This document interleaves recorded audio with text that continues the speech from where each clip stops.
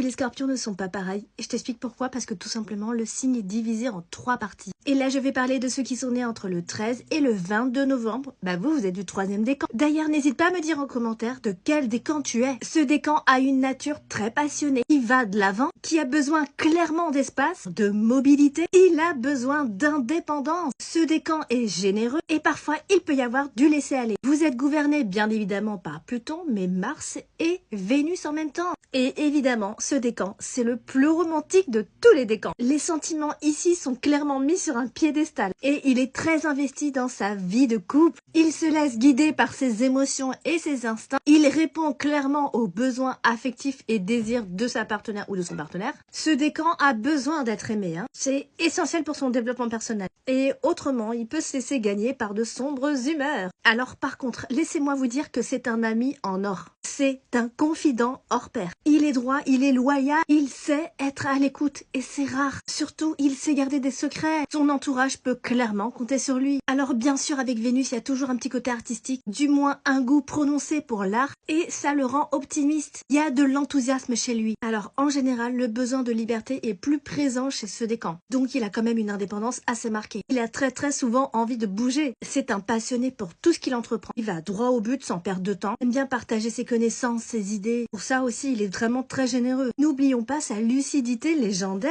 Et c'est ça qui l'aide à ne pas être ni pessimiste ni fataliste. Et bien sûr, les difficultés, ça lui fait pas peur non plus. Il est d'aplomb devant les difficultés. Mais sa méfiance naturelle fait qu'il se dévoile peu, ce qui peut faire que les autres, des fois, ont du mal à le comprendre. Il y a aussi cette confiance et cette assurance qui peut parfois ressembler à de l'orgueil ou de l'égocentrisme. Faut pas oublier que quand même ce décan a besoin d'affection et surtout des marques de tendresse pour se sentir équilibré. Mais bon, après il peut aussi se montrer un peu positif et ça peut justement créer des incompréhensions. Mais lui, il ne le voit pas vraiment et ça, en fait, ça peut créer des désillusions sentimentales chez lui, surtout en début de parcours affectif. Bon, j'ai remarqué que ce décan avait quand même des talents artistiques assez évidents. Ce décan est très intense et il a un instinct très développé. Il a un tempérament bouillant de désir qu'il devra apprendre à contrôler. Il recherche un peu la passion folle et l'extrême et il a souvent l'art de se retrouver dans des histoires compliquées. Et surtout, il doit maîtriser sa jalousie. Et pour finir, je dirais qu'il y a quand même une énergie d'auto-sabotage. Allez, n'hésite pas à me dire en commentaire de quel décan tu es.